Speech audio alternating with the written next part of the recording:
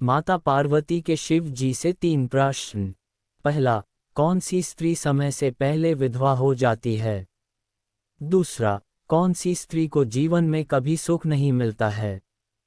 तीसरा, कौन सी चीज पत्नी पति को मांगने पर भी नहीं देती है? एक बार भगवान शिव और पार्वती जी कैलाश पर्वत पर बैठे थे।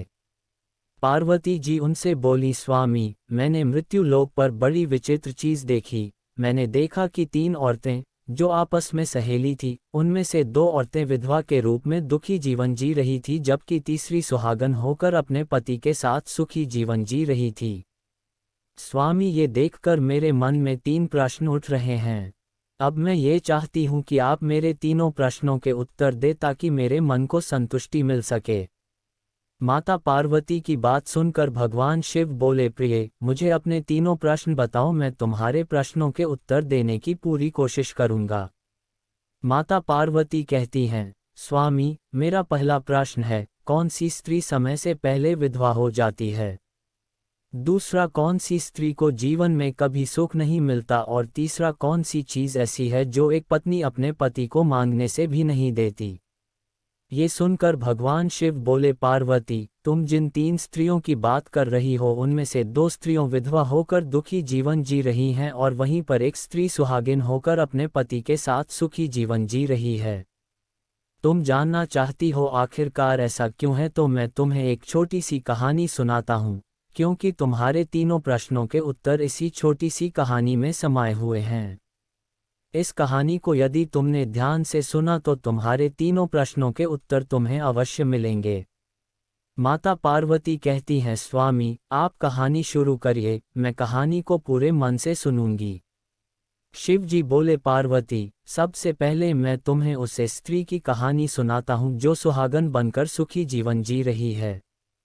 जिस सुहागन स्त्री की तुम बात कर रही हो, वह सुहागन स्त्री एक राजा के नौकर की पत्नी है और उस नौकर को अपनी पत्नी पर पूरा विश्वास है कि वह पतिव्रता है और अपनी पत्नी की तारीफ वह अपनी साथियों से बार बार करता है।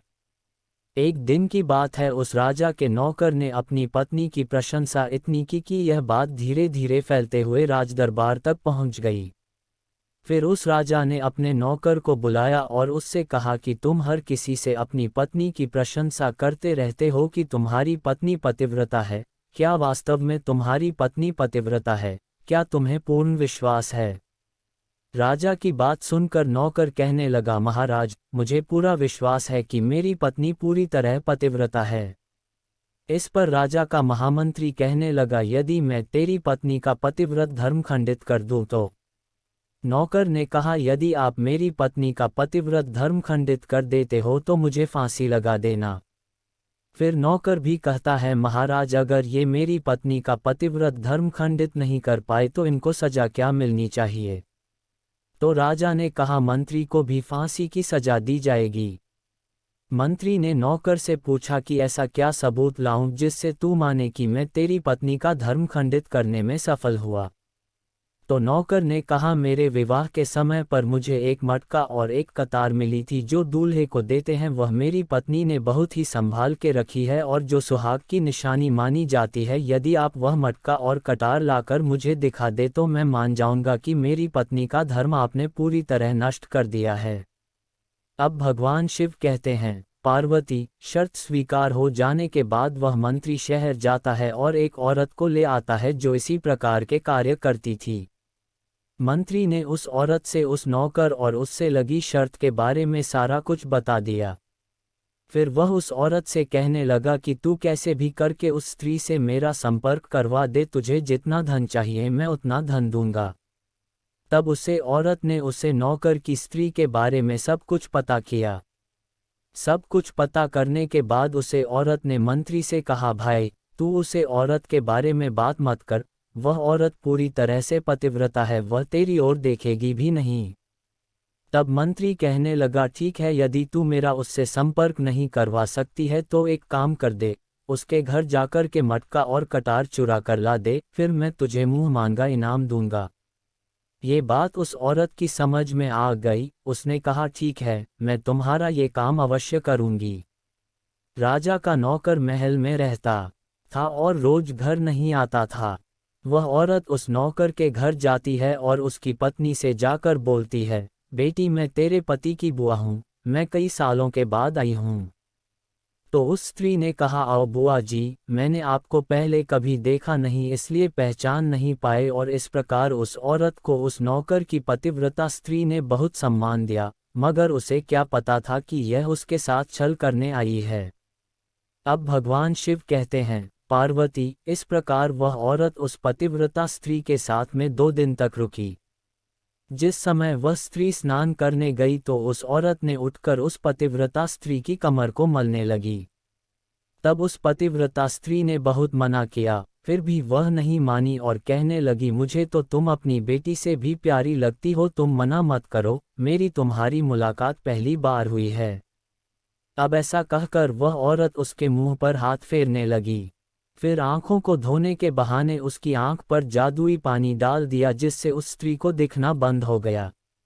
अब उस औरत को मौका मिल गया और उसने घर के रसोई से जाकर चुपके से मटका और कटार को चुरा लिया और उसे ले जाकर मंत्री को दे दिया।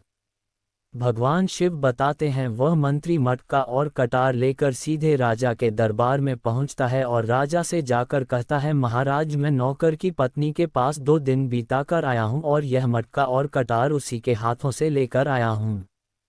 फिर राजा ने दरबार में नौकर को बुलाया और मंत्री से सभा में मटका और कटार नौकर को दिखाने के लिए कहा। राजा की आज्ञा पाकर मंत्री ने उस नौकर को मटका और कतर दिखाए। नौकर ये देखकर मान गया कि आज उसकी पत्नी ने अपना पतिव्रत धर्म पूरी तरह से भंग करवा लिया है। शर्त के अनुसार राजा ने नौकर को फांसी की सजा सुनाई और फांसी का दिन 15 दिन के बाद रख दिया। जब नौकर से उसकी अंतिम इच्छा पूछी गई तो नौकर ने कहा कि मैं अपनी पत्नी से अंतिम बार मिलना चाहता हूँ। राजा ने उसे नौकर की अंतिम इच्छा को मानकर उसे घर जाने की आज्ञा दे दी और कहा कि तुम अपनी पत्नी से मिल सकते हो। नौकर अपने घर गया और अपनी पत्नी से कहा कि तुमने मेरे साथ इतना बड़ा धोखा किया, मैंने तुम्हारे विश्वास पर मंत्री से शर्त लगाई थी कि मेरी पत्नी का पतिव्रत धर्म कोई नष्ट कर दे तो मुझे फांसी लगा देना, और अब मुझे 15 दिन के बाद फांसी लगा दी जाएगी। तुमने मेरे साथ विश्वासघात करके ठीक नहीं किया। भगवान शिव कहते हैं, पार्वती, उस पतिव्रता स्त्री ने अपने नौकर पति को सारी बात बताई, मगर उसे विश्वास नहीं हुआ और पुनः राजा के दरबार में पहुंच गया। फिर उसे कैद में डलवा दिया गया। तब नौकर की पतिव्रता पत्नी ने भगवान को याद किया और अपना रूप बदलकर राजा के दरबार में गई और राजा से नाच दिखाने की आज्ञा मांगी। वह स्त्री बहुत ही सुंदर थी और राजा नाच के शौकीन भी थे, इसीलिए राजा ने उसे आज्ञा दे दी। सभी मंत्री और दरबार के लोग इस सुंदरी का नाच करवाने की व्यवस्था करने लगे। अगले दिन राजा और सभी दरबारी के सामने नौकर की पत्नी ने जब नाचना शुरू किया तो राजा को उस स्त्री का नाच बहुत ही सुंदर लगा। खुश होकर राजा ने कहा, तुम मुझसे क्या मांगना चाहती हो? तुम जो भी मांगेगा मैं तुम्हें वह दूंगा। उसे पतिव्रता स्त्री ने कहा, महाराज, आपकी सभा में एक चोर है जिसने मेरे रुपए लिए थे मगर आज तक वापस नहीं दिए। आप उसे फांसी की सजा दे दीजिए। तब राजा ने कहा, ठीक है, बताओ मेरे दरबार में तुम्हारा चोर कौन है, उसका नाम क्या है, मैं उसको फांसी की सजा अवश्य दूंगा। फिर नौकर की पत्नी ने कहा, महाराज, आपका मंत्री ही मेरा चोर है, आप इसको फांसी की सजा दे दीजिए। अब जैसे ही मंत्री ने सुना ये स्त्री मुझे अपना चोर बता रही है तो मंत्री कहने लगा कि महाराज, मैं कसम खाकर कहता हूँ कि मैं इसका कभी कुछ नहीं चुराया, मैंने इसको कभी आज तक देखा भी नहीं, तो मैं इसकी चोरी कैसे कर सकता हूँ? मैंने आज तक इसकी शक्ल ही नहीं देखी है। तब उस स्त्री ने कहा कि महाराज, यदि यह मंत्री मुझे जानता नहीं तो आप इससे ये पूछिए कि यह मटका और कटार कहाँ से लाया था। मैं उसी नौकर की पत्नी हूँ जो आपके यहाँ नौकरी करता है और आप मेरे निर्दोष पति को फांसी पर चढ़ाने वाले हैं। पर अब मैं आपको पूरी कहानी सुनाती हूँ। ये जो आपका मंत्री है, इसने मेरे पास एक दुष्ट औरत को भेजकर मेरा मटका और कटार चुरा के इसको लाकर देने के लिए भेजा था। आपके मंत्री द्वारा भेजी गई औरत जब मेरे घर पर आई तो उसने मुझसे कहा कि वह मेरे पति की बुआ है और वह पहली बार आई है, इसीलिए मैं उसे पहचान नहीं सकी और महाराज, इस प्रकार मैंने उस औरत को अपने यहाँ बहुत सम्मान दिया और रुकने की भी व्यवस्था की। उस नौकर की पतिव्रता स्त्री की बात सुनकर राजा ने उसे दुष्ट औरत को बुलाया। तब उस औरत ने राजा को सारी सच्चाई बता दी। तब क्रोधित राजा ने उसे नौकर को छोड़ दिया और मंत्री को फांसी पर चढ़ा दिया। इस प्रकार उसे नौकर की पतिव्रता स्त्री ने अंत में राजा से कहा, महाराज, मैं अपने पति से बहुत प्यार करती हूँ। मैं एक चरित्रवान स्त्री हूँ और कभी भी अपने पति का नाम तक अपने मुंह से नहीं लेती हूँ। भगवान शिव कहते हैं, पार्वती, मेरी कहानी अब पूरी हुई और अब तुम अपने तीनों प्रश्नों के उत्तर सुनो। तुम्हारा पहला प्रश्न था, कौन से स्त्री समय से पहले विधवा हो जाती है। तो जो स्त्रियां अपने पति का नाम लेती हैं वह समय से पहले ही विधवा हो जाती हैं, क्योंकि पति का नाम लेने से पति की उम्र कम हो जाती है और समय से पहले ही उनके पति की मृत्यु हो जाती है। यही स्त्रियां समय से पहले ही विधवा होकर एक दुखी जीवन जीती हैं। पार्वती, तुम जिन 3 स्त्रियों की बातें कर रही थी, उनमें से 2 विधवा थी और एक ये नौकर की पत्नी थी जो पतिव्रता स्त्री थी। ये पतिव्रता कभी भी अपने पति का नाम अपने मुंह से नहीं लेती थी। उधर वह दोनों स्त्रियां जो विधवा होकर अपना दुखी जीवन जी रही हैं, वह हमेशा अपने पति का नाम लेकर ही बुलाती थी, जिसकी वजह से उनके पति की उम्र कम हुई और फिर वह दोनों स्त्रियां समय से पहले ही विधवा हो गई और आज वह दुखी जीवन की रही है। इसलिए कभी भी स्त्री को अपने पति का नाम अपने मुंह से नहीं लेना चाहिए।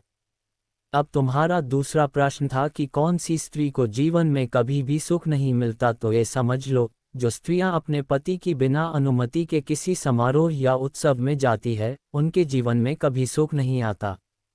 ऐसी स्त्रियां जीवन में दुखी रहती है और उन्हें पति का कभी प्रेम नहीं मिलता। भगवान शिव कहते हैं, पार्वती, तुम्हारा तीसरा प्रश्न था कि ऐसी कौन सी चीज़ है जो एक पत्नी अपने पति को मांगने से भी नहीं देती। तो जान लो, वह चीज़ गाली है। एक चरित्रवान स्त्री अपने पति को कभी गाली नहीं दे सकती। जो स्त्री गाली देती है वह स्त्री कभी भी चरित्रवान नहीं होती और ऐसी स्त्री जीवन भर रोती रहती है, उसके जीवन में कभी भी सुख की घड़ी नहीं आती है। इस प्रकार भगवान शिव के मुंह से सुनकर माता पार्वती तीनों प्रश्नों से संतुष्ट होकर कहती हैं, स्वामी, वास्तव में जो स्त्री चरित्रवान होती है वह कभी दुखी जीवन नहीं जीती, क्योंकि ऐसे घर में लक्ष्मी का सदा वास होता है और वह धन धान्य से हमेशा भरा रहता है। ऐसी स्त्रियां घर को स्वर्ग बना देती है। दोस्तों, अगर वीडियो पसंद आया हो तो वीडियो को लाइक और हमारे चैनल सुबगु कहानियां को सब्सक्राइब करें। धन्यवाद।